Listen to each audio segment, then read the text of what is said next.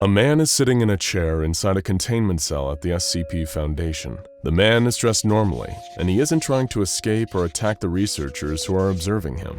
The only thing that makes this man different from you or I is that he ages right in front of us, going from a teenager to an old man in a matter of minutes.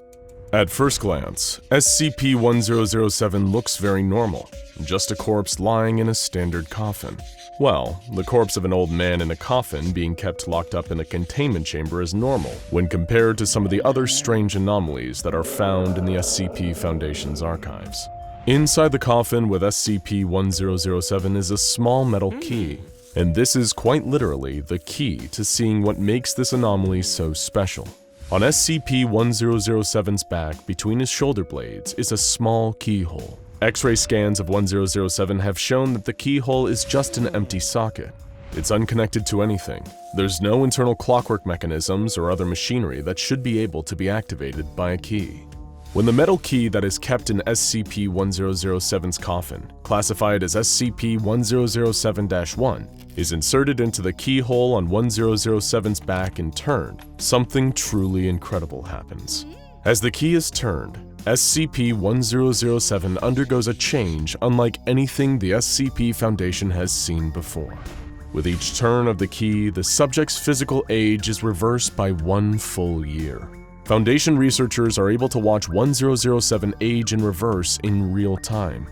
Even any decay that had set in on the corpse is completely reversed and disappears as the key is wound and 1007 gets younger and younger. As the key is turned, 1007 will continue to de-age, physically compacting and shrinking down until it appears to have the form of a newborn human child. It's unknown where the physical mass of 1007's body goes to, since this should defy the laws of physics. But those laws we assume to be a bedrock of our universe's reality are often more of a suggestion when it comes to anomalies the SCP Foundation deals with. Once SCP-1007 reaches the newborn baby stage, it will suddenly reactivate, coming to life immediately, regardless of how long it has been dead and lying in its coffin.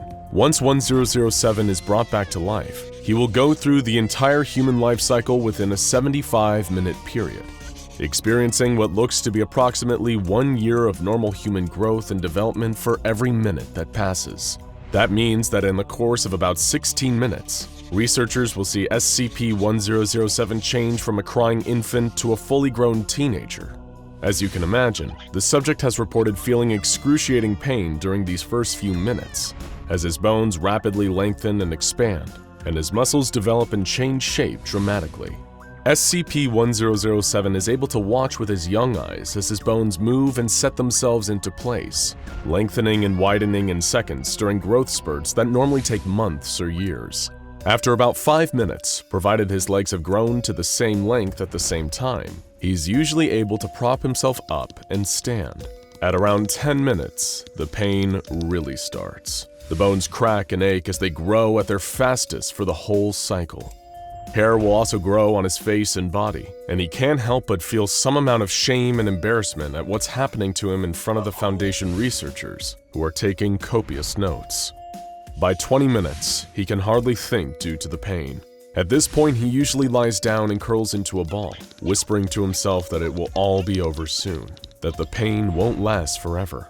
After another 10 minutes, he's right. The pain has almost stopped completely by the 30-minute mark, but now as wrinkles and stretch marks start to set in, a different kind of pain reveals itself as SCP-1007 realizes that he must watch himself die. 40 minutes in, and he starts to reflect on his past, the life he was forced to lead as a kind of sideshow freak. More on that later, though. The physical decay happens faster now, warts and moles and other marks of age appearing on his skin. After 50 minutes, he is aware that over half of his life has passed, and he is reaching the end. His hair starts to fall out, as do his teeth, which he's never actually been able to use as he's never tasted food. As the 60-minute mark comes and goes, he begins to feel grateful for the coming end, with the escape from pain and the rest it would bring. His body has become very wrinkled by this point and is covered with age spots. His eyes begin to cloud, severely limiting his ability to see, and his hearing gets weaker and weaker until he can't comprehend anything the researchers say. At 75 minutes, it's all over. SCP-1007's body expires and he dies once again. He will remain as a corpse until the metal key is inserted into his back and the whole process starts once again. Just as there appears to be no explanation for where the mass of SCP-1007's body goes as the key is wound during the reversal process, so too is there no explanation for where the energy needed for his rapid growth comes from. This process should violate the first law of thermodynamics, and Foundation researchers are very curious about the underlying process. The one constant that remains on SCP-1007's body is a small tattoo on his right calf, where the words Mr. Life and Mr. Death from Little Misters by Dr. Wondertainment appear. This matches up with entry number 11 on document SCP-909, which lists a total of 20 Little Misters. SCP-1007 was recovered by Task Force Tau-6 during a raid on a mansion in California, along with several other anomalous creatures and objects.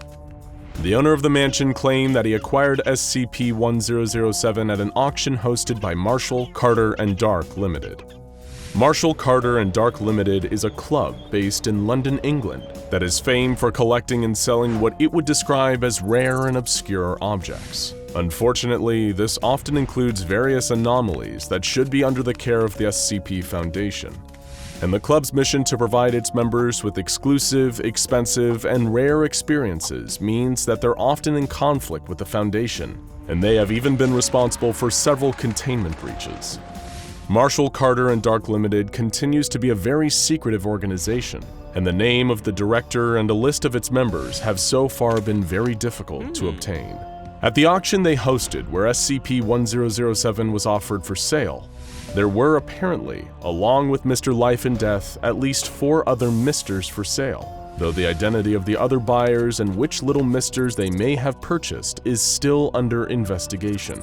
The fact that SCP-1007 has the name Mr. Life and Mr. Death seems to imply that he may have originally been part of a set, though this counterpart Little Mister has yet to be recovered or even identified. In interviews with SCP-1007, he has given his own personal theory that he embodies both names, and the designation is a reference to the way he alternates between life and death. However, the possibility still remains though that he may have a twin of sorts, and the Foundation continues to investigate its possible identity and location. SCP-1007's brief 75-minute life followed by a death that lasts until he is rewound by a special key means that he is easily contained and has been classified as safe. He is only to be activated during routine testing, and after experiencing death, he is to be placed back into his coffin along with the key. In keeping with current regulations for all anomalies that have been designated as Misters, SCP-1007 is to be contained in Hall 8 of Site-13 for additional observation and study. Now go watch SCP-3008, Trapped in IKEA, or SCP-5000, The Suit, for more explanations of the strangest anomalies the SCP Foundation deals with.